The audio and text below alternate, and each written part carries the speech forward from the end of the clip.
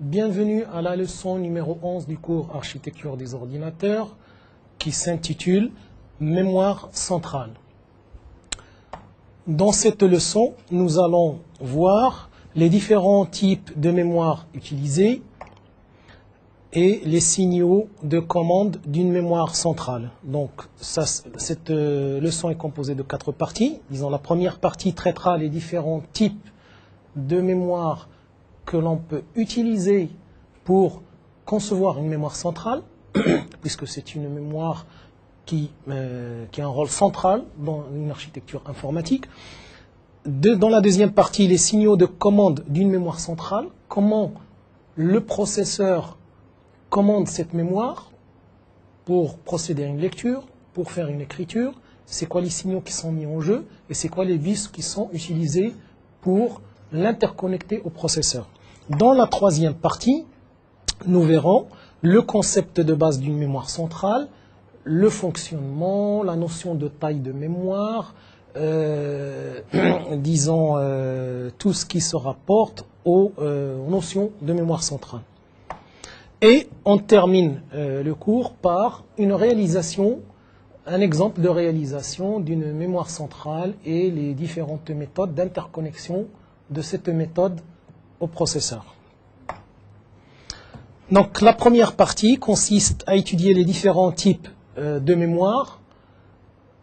Donc comme ce que j'ai dit, on va voir les différents types tels que ça a été stipulé dans la leçon numéro 10, laquelle des types de mémoire pourrait être utilisée pour la mémoire centrale. Donc la mémoire centrale est une mémoire dynamique à accès long et elle doit être de grande capacité. Bien sûr, le temps de cycle mémoire est plus grand que le temps de cycle processeur et un mot mémoire centrale, lu ou écrit, plutôt se fera en plusieurs cycles processeurs. Donc on a vu les différents types de mémoire dans la leçon numéro 10. Et bien sûr, on avait dit que le meilleur qui s'applique ou qui s'adapte à la conception d'une mémoire centrale doit être de grande capacité. La mémoire doit être volatile, plutôt elle est volatile, puisqu'il faudrait qu'on puisse écrire et réécrire dans la mémoire pour pouvoir recharger les programmes, parce que si c'est une mémoire sur laquelle, si elle est morte, on ne peut pas écrire dedans, on ne peut pas l'adapter, la mettre pour la mémoire centrale. Donc ça doit être une mémoire RAM, elle peut être à lecture et écriture, et elle doit être de grande capacité, parce que la capacité de la taille mémoire met en jeu les performances du processeur ou du système entier. Bon, bien sûr, on sait que plus on augmente la taille, si on veut avoir des boîtiers de taille importante, on ne peut pas avoir une rapidité, une grande rapidité. Donc, ce qui importe pour nous, c'est surtout la taille de la mémoire. Bon, après, bien sûr, du moment où cette mémoire, si on veut une grande taille, elle est lente, donc elle n'est pas aussi rapide que le processeur. Donc, une opération de lecture se fait en plusieurs topes d'horloge, des fois voire même en plusieurs cycles bus. C'est-à-dire que le processeur, pour lire une donnée, il a besoin d'emprunter le bus, les différents bus qui interconnectent le processeur à la mémoire plusieurs fois pour récupérer la donnée. Donc, il y a bien sûr un protocole de communication entre le processeur et sa mémoire. Et ce protocole est en général décrit par ce qu'on appelle un chronogramme. Disons, dans ce chronogramme, le fabricant de la mémoire vous stipule les signaux qui sont utilisés et, bien sûr, le temps que pendant lequel chaque signal doit rester actif. Sinon, la mémoire ne répondrait pas. Donc, une mémoire, elle a une fréquence de fonctionnement, elle a un certain nombre de signaux, donc pour faire la lecture, pour faire l'écriture, elle a aussi des connexions aux différents bus de données, bus d'adresse, et bien sûr, le fabricant de la mémoire nous donne le chronogramme de chaque signal et comment fonctionne la mémoire pour qu'on puisse faire la bonne connexion, ou plutôt utiliser les bons composants, les bonnes portes pour pouvoir interconnecter cette mémoire au processeur. Donc il existe plusieurs modèles ou modes de fonctionnement de la mémoire. Donc il y a le modèle synchrone dans lequel le processeur met sur les broches les signaux pour activer un accès mémoire et bien sûr au bout d'un certain nombre de tops d'horloge, au bout de X tops d'horloge, il sait que la donnée est disponible ou écrite. Donc en fonction de ce que veut faire le processeur, une lecture ou une écriture, bien sûr le processeur positionne les informations, ou plutôt les signaux, sur les broches de la mémoire. S'il veut faire par exemple une lecture, il va envoyer l'adresse de la case mémoire à lire, il va envoyer le signal de lecture et il va attendre un certain temps. Il sait que la mémoire a une fréquence déterminée de fonctionnement au bout par exemple de 4 tops d'horloge. Lorsqu'elle reçoit le signal de lecture, au 4e top d'horloge, elle place la donnée sur le bus de données. Donc le processeur sait que sa mémoire a un temps de réponse, donc au bout de ce temps de réponse, il va chercher directement la donnée sur le bus de données. Et il y a le modèle asynchrone, dans lequel le processeur demande un accès mémoire, et bien sûr la mémoire signale que l'accès est fini. Si par exemple il veut faire une lecture, à partir d'une mémoire asynchrone, il va émettre le souhait de lire la donnée par exemple à partir d'une case mémoire, et il ne peut procéder à une lecture, à la récupération de la donnée du bus de données que lorsque la mémoire lui signale la présence de l'information. Et dans ce cas, on dit que c'est le mode asynchrone.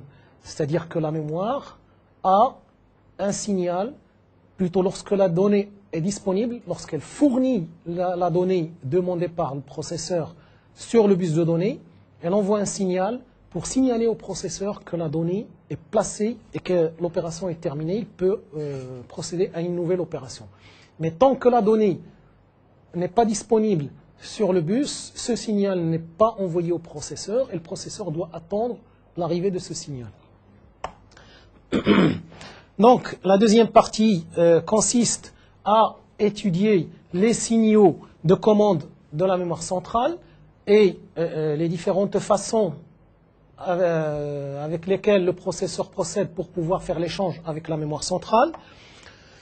Et bien sûr, on trouve, pour pouvoir faire une lecture ou une donnée ou une écriture, il y a un certain nombre de signaux à positionner pour faire ces deux opérations.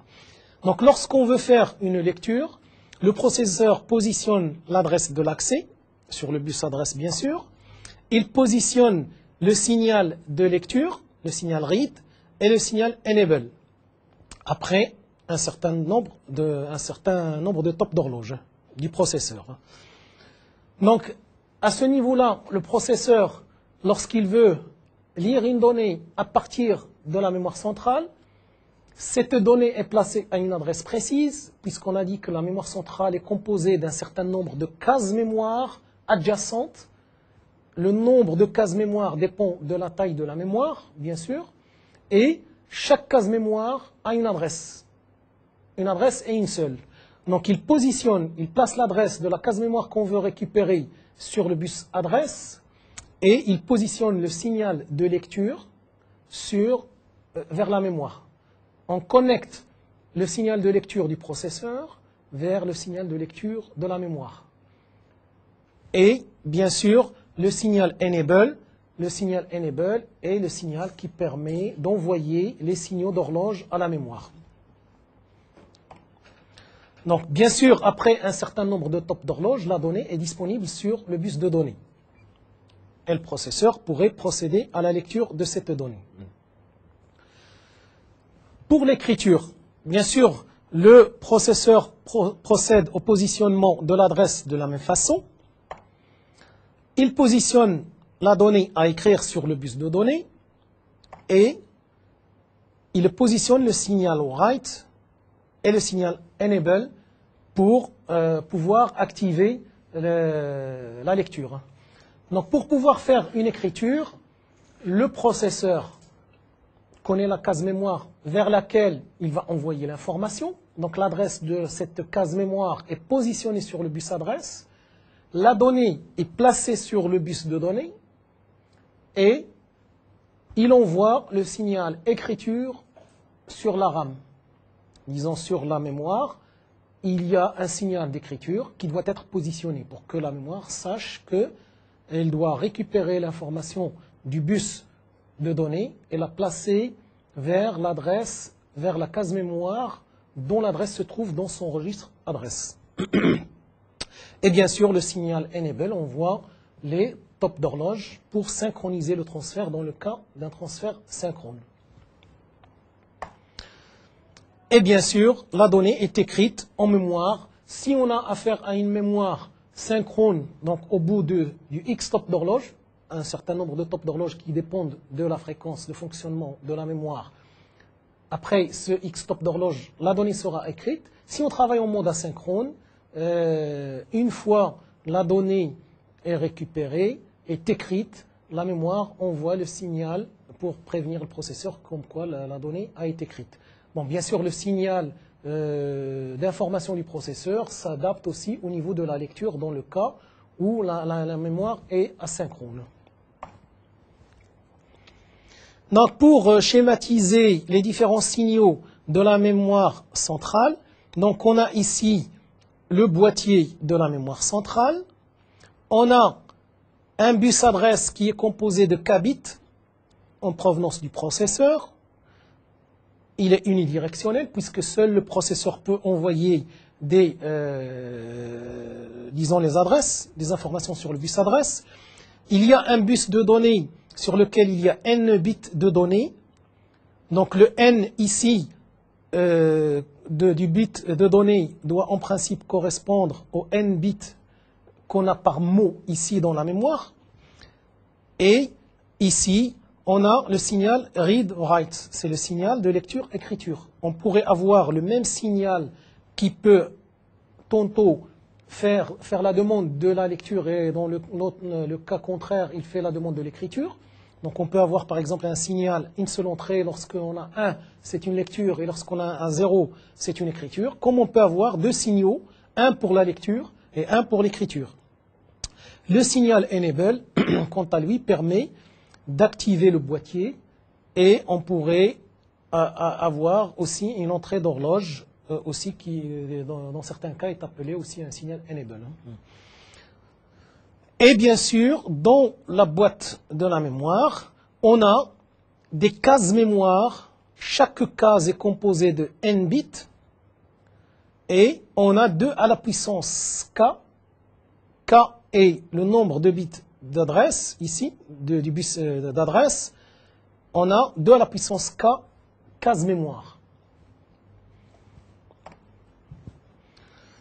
Donc le concept de base de la mémoire centrale qui consiste à voir comment on calcule la taille, c'est quoi le schéma de fonctionnement, le schéma synoptique de la mémoire. Et bien sûr, pour pouvoir calculer la taille d'une mémoire centrale, c'est intimement lié à la fonction, ce qu'on appelle la fonction d'adressage. Donc on a la taille de la mémoire centrale, elle est calculée par le nombre de bits de la case mémoire et le nombre de bits du bus adresse. Donc si on a par exemple n bits par mot, chaque mot de la mémoire centrale dispose de n bits, on peut avoir n multiplié par 2 à la puissance k divisé par 8 octets.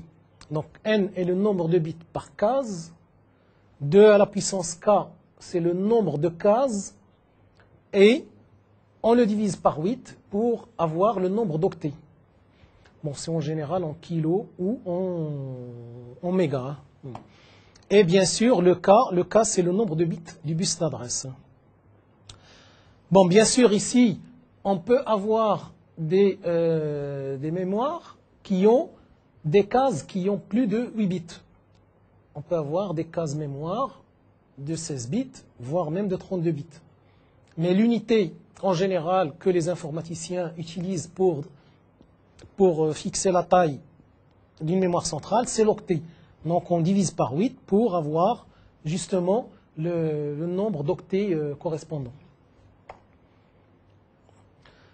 Donc des cas d'exemple, si on a par exemple une mémoire qui a 16 bits d'adresse, ben, ça correspond à 60 cases, 64 kilos cases mémoire.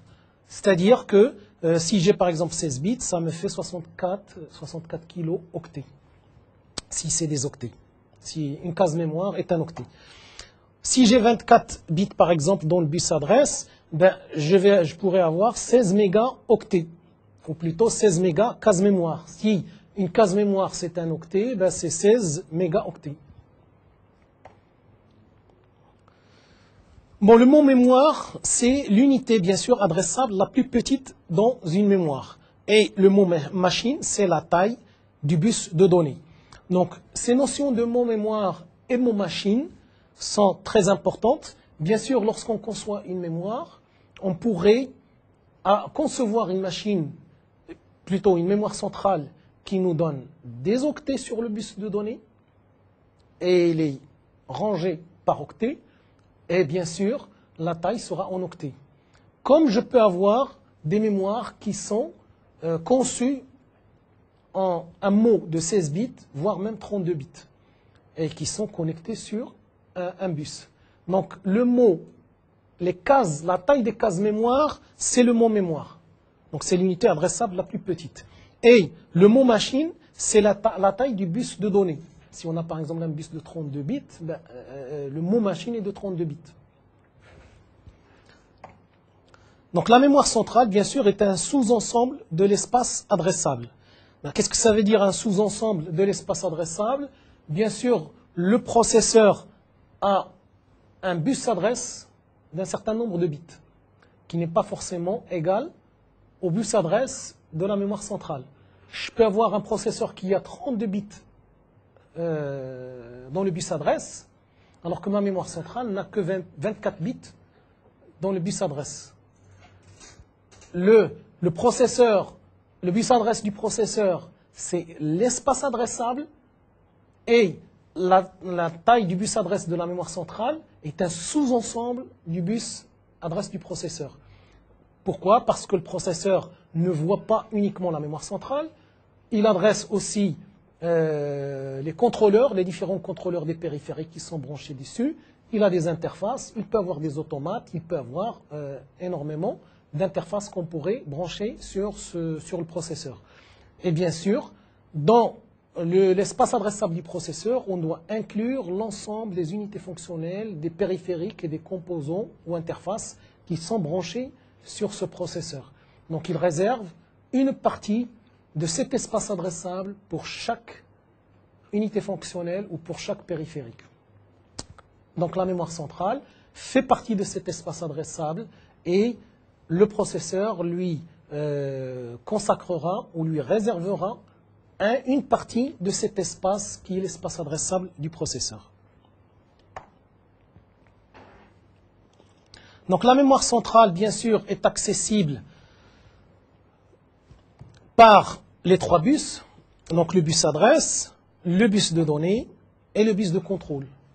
Donc on a vu que chaque case mémoire est adressable à une adresse, et bien sûr pour pouvoir récupérer le contenu de cette case mémoire ou pour pouvoir écrire dans cette case mémoire, il faut qu'il y ait un contact avec le bus de données. Donc elle est connectée au bus adresse pour connaître laquelle des cases mémoire on adresse. Elle est connectée au bus de données pour pouvoir fournir l'information dans le cas de la demande d'une lecture par le processeur, et pour récupérer la donnée du bus de données dans le cas d'une écriture par le processeur. Et bien sûr, elle est connectée au bus de contrôle, puisqu'on a vu tout à l'heure qu'elle a besoin d'un signal de lecture, d'un signal d'écriture, d'un signal d'enable pour pouvoir synchroniser les transferts, et d'un autre signal de sélection de boîtier pour pouvoir activer un boîtier dans le cas où on a, par exemple, plusieurs boîtiers qu'on mettra pour avoir une mémoire, une barrette.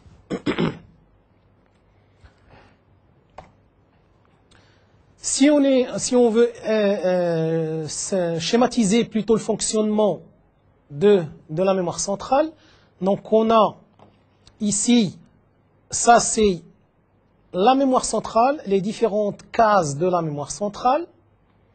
On a ici le registre qui permet de récupérer l'adresse à partir du processeur. On a ici le registre qui permet l'échange de données via le bus de données. Et on a les signaux de contrôle qui permettent de contrôler l'échange que l'on veut faire entre le processeur et la mémoire centrale. Donc ici, la mémoire est composée d'un certain nombre de cases, la case numéro 1, la case numéro 2, jusqu'à la énième case ici. Le bus ici adresse provient du processeur, donc la totalité ici des bits d'adresse de la mémoire centrale doivent être connectés sur une partie du bus adresse du processeur. Par contre, ici, ce registre de données qui fournit ou qui récupère les données doit être connecté sur le bus de données du processeur. Et bien sûr, ces signaux, donc le signal de lecture, le signal d'écriture, le signal de sélection de boîtier et l'horloge sont des signaux de contrôle. Donc ils proviennent du processeur pour pouvoir contrôler le mode avec lequel on va travailler en lecture ou écriture de la mémoire. Bon, bien sûr, il y a d'autres signaux qui peuvent être rajoutés à ce bus de contrôle. Si par exemple on a une mémoire asynchrone, la mémoire fournit un signal donc, qui est dans l'autre sens pour pouvoir dire au processeur que la donnée est disponible, par exemple ici dans le cas où il procède à une lecture, ou un signal pour dire au processeur que la donnée a été récupérée en écriture et il peut procéder à un nouveau échange, dans le cas où on travaille en mode asynchrone. Dans le cas où on travaille en mode synchrone, c'est l'horloge qui permet de synchroniser les transferts. Donc, pour pouvoir interconnecter cette mémoire au processeur, donc j'ai ici schématisé la méthode d'interconnexion. Donc on a le processeur d'un côté, on a son bus adresse, on a le bus de données, ici, et on a le bus de contrôle. Donc, en haut, le bus d'adresse, c'est le bus adresse processeur qui est partagé entre l'ensemble des unités fonctionnelles qui sont connectées sur le processeur. Donc, je peux avoir la mémoire centrale, je peux avoir un contrôleur de disque, un contrôleur d'imprimante et un contrôleur de périphérique autre, par exemple une carte Ethernet, un modem ou une carte son multimédia ou n'importe quel type de périphérique. Donc ici, le processeur, lorsqu'il veut procéder à une écriture dans la mémoire centrale, par exemple, il va placer l'adresse ici. Donc, le bus adresse s'applique, est envoyé vers la totalité des périphériques qui sont connectés. La donnée sera placée sur le bus de données, mais c'est le bus de contrôle qui permet d'activer une unité fonctionnelle parmi les N unités fonctionnelles qui sont connectées sur le processeur. Parce que, étant donné que le bus adresse est envoyé vers la totalité des unités fonctionnelles ici, la même chose, le bus de données est connecté à l'ensemble des unités fonctionnelles ici. Donc, il va envoyer l'adresse, elle sera reçue par l'ensemble des unités fonctionnelles, il va placer la donnée sur le bus de données et via le bus de contrôle, il va envoyer le signal d'écriture, puisqu'on veut faire une écriture dans une case de la mémoire centrale. Donc il va envoyer le signal d'écriture à la mémoire centrale. Il va envoyer le signal d'activation de la mémoire centrale et celle-ci va procéder, moyennant l'horloge qui est envoyée par le bus de contrôle, à l'échange. S'il s'agit d'une écriture, donc elle va récupérer la donnée qu'il y a dans le bus de données. S'il s'agit d'une lecture, ben, elle va placer la donnée sur le bus de données. Donc c'est un schéma très simple qui met en valeur, ou plutôt qui montre comment fonctionne un processeur en connexion, en interconnectant un ensemble de périphériques sur ce processeur. Donc un exemple d'une mémoire, ou plutôt d'un boîtier mémoire, parce qu'une mémoire centrale est en général composée par un ensemble de boîtiers. Lorsque, bien sûr, vous regardez à l'intérieur d'une unité centrale, vous allez voir que la mémoire centrale est composée par des barrettes. Et sur cette barrette, il y a un ensemble de boîtiers. Donc chaque boîtier, c'est une mémoire. Et les concepteurs de ces barrettes mémoire prennent les boîtiers et ils les interconnectent l'un à côté de l'autre. Et ils les branchent pour avoir une barrette d'une mémoire déterminée. Donc ça, c'est le schéma interne d'une mémoire, d'un boîtier mémoire. Donc on constate que on a ici la matrice qui comprend les cases mémoire. Donc dans ce boîtier mémoire, on a 512 fois 256 fois 8 cases. Donc c'est une matrice. On a ici le bus adresse, il est composé de deux parties, donc de A0 jusqu'à A8 et de A9 jusqu'à A16. Donc notre mémoire, notre boîtier ici est composé d'un bus adresse de A0 jusqu'à A16, ça fait 17 bits, donc ça fait 128 kilooctets. On retrouve les signaux d'activation de boîtier, ou plutôt les signaux qui viennent du bus de commande, du processeur ou du bus de contrôle. Donc le bus adresse est connecté au bus adresse du processeur. Donc on voit que c'est des signaux en entrée seulement. Donc ils sont émis par le processeur et ils sont envoyés directement ici sur les lignes d'adresse.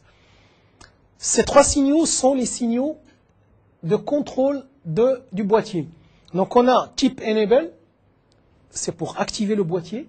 Parce que même si on place les autres signaux, tant qu'on n'a pas activé le boîtier, type enable, activation de boîtier, il n'est pas actif, il ne fournit rien, rien ne se passe. On a le write enable, lorsqu'on veut faire une écriture, on positionne le signal write enable à 0, et on a le output enable si on veut faire une lecture. Donc output enable est activé, il est actif au niveau 0, au niveau bas, pour faire une lecture, lorsque le processeur veut faire une lecture. Write enable est actif lorsqu'on veut faire une écriture. Et type enable est actif justement pour activer le boîtier. Et bien sûr, l'information, on la retrouve sur les signaux de sortie, input, output.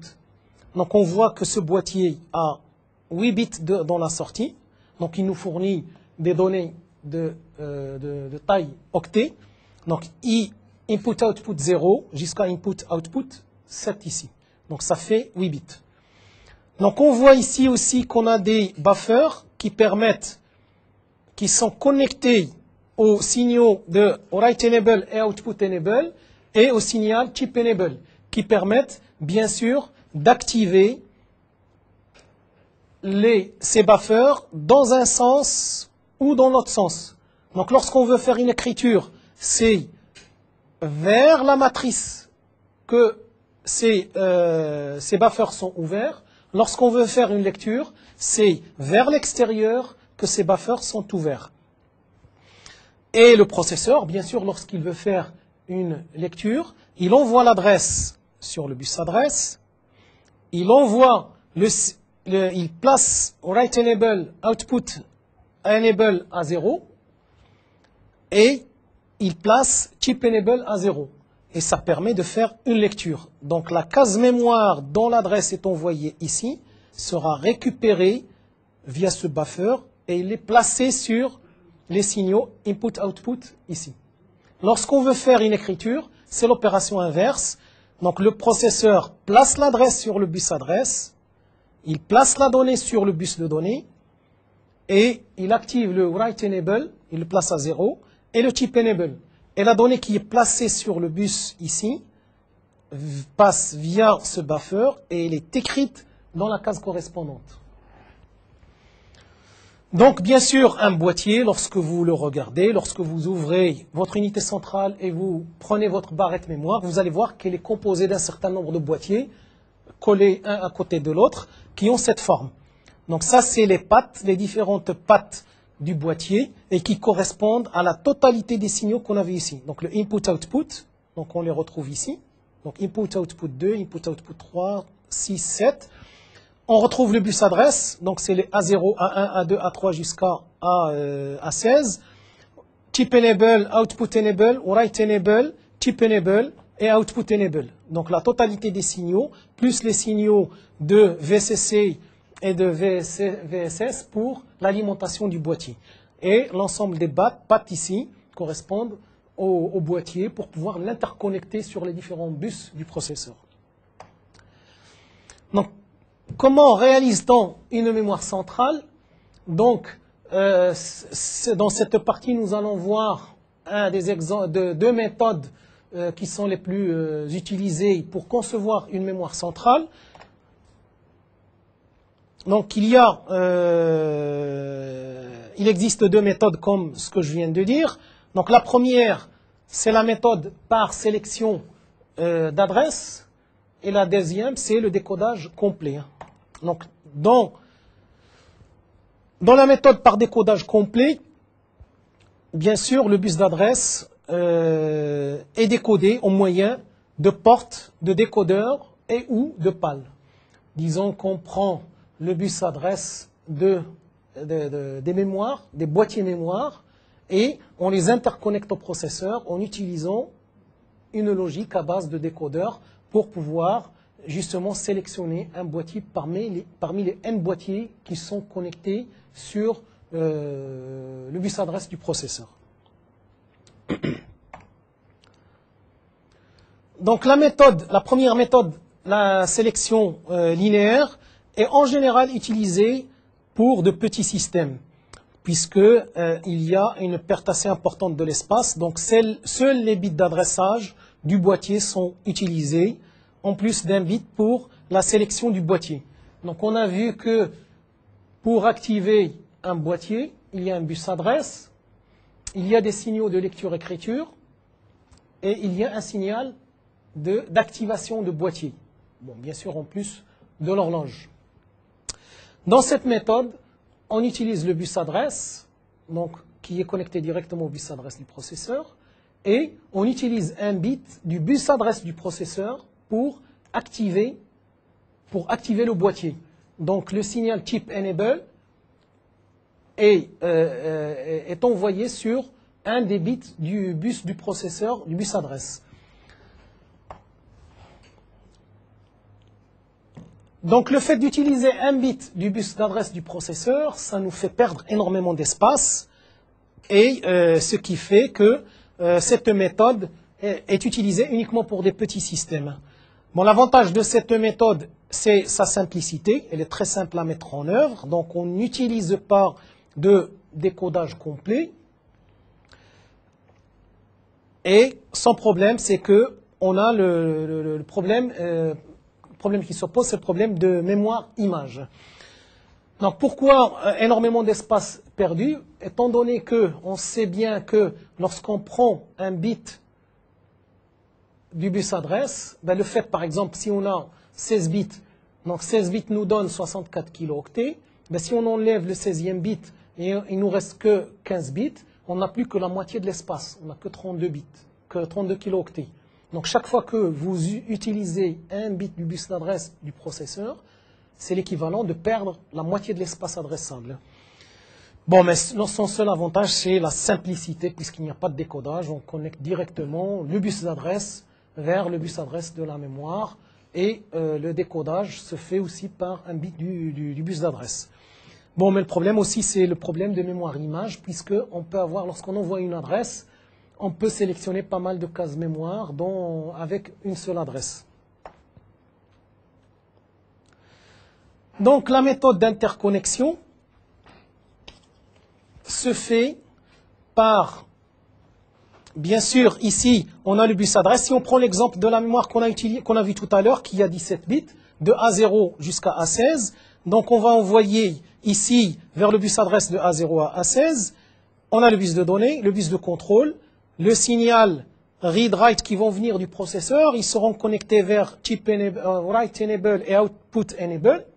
Donc le write sera connecté sur write enable, le R du processeur sera connecté sur le output enable, et on va utiliser les bits A17 du processeur pour activer le premier boîtier, A18 pour activer le deuxième boîtier, A19 pour activer le troisième boîtier et A20 pour activer le quatrième boîtier. Donc, le fait d'utiliser A20 pour activer le quatrième boîtier, déjà, ça réduit l'espace adressable de moitié. Et si on voit sur un tableau de mappage des adresses, donc on va se rendre compte que si, par exemple, on veut à partir des boîtiers qu'on a vus tout à l'heure, qui ont 16 bits d'adresse, donc ça fait 128 kilos, si on veut réaliser une mémoire de 512 kilooctets par exemple, on a besoin de 4 boîtiers. Donc 128 kilooctets par boîtier, ça nous fait 512 kilooctets. Donc on peut avoir dans le premier boîtier, donc j'ai dans le bus adresse, j'ai de A0 jusqu'à A16, donc A0 jusqu'à A16, et le deuxième boîtier aussi, le bus adresse sera connecté entre A0 et A16. Troisième boîtier, de A0 jusqu'à A16 de la mémoire sera connecté vers le processeur. Et le quatrième boîtier aussi. Donc, qu'est-ce qui va différer pour activer un boîtier parmi les 4? C'est surtout le bit A17 qui va m'activer le premier boîtier. A18 va m'activer le deuxième boîtier. A19 va m'activer le troisième boîtier. Et A20 va m'activer le quatrième boîtier. Et pour le processeur, il va voir ces 4 boîtiers aux adresses qui sont à droite. Donc c'est des adresses en hexadécimal. Donc lorsqu'il veut envoyer une donnée à une case mémoire qui se trouve entre 2 0 0 0 0 et 3 F F F, ben, elle sera envoyée à au premier boîtier. Donc qui est de 0 0 0 0 0 0 jusqu'à 1 1 1 1 1 ici. Donc c'est 3 F F F. Et ici j'ai 2 jusqu'à 0. Lorsqu'il veut l'écrire entre cet espace adressable, ben ça sera dans le deuxième boîtier, entre cet espace adressable pour ce troisième boîtier, et entre celui-ci pour le quatrième boîtier.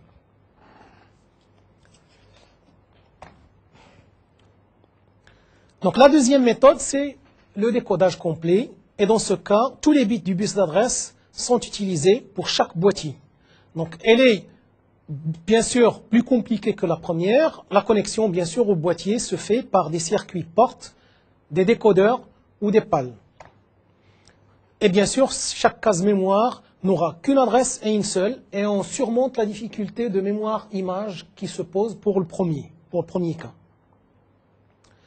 Donc, l'élément clé qu'on utilise dans cette technique, c'est le décodeur. Donc, un décodeur est un boîtier qui a un certain nombre de bits ici pour la sélection et un certain nombre de bits de ligne de sortie.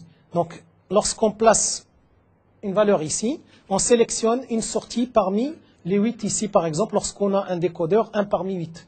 On a des décodeurs 1 parmi 4, 1 parmi 8, ou on peut avoir même 1 parmi 16. Et dans ce cas, on a le nombre de bits nécessaires ici. 1 parmi 16, il aura 4 bits ici. Donc on voit bien ici dans la table de vérité qu'on a une seule sortie active au niveau 0 à la fois. Donc Y0 ici, Y1, Y2, Y3, jusqu'à Y7. Et Y0 est actif au niveau bas ici, lorsqu'on a A, B, C à 0. Lorsqu'on a 0, 0, 1, c'est Y1. Lorsqu'on a 0, 1, 0, c'est Y2, ainsi de suite. Donc ce décodeur sera connecté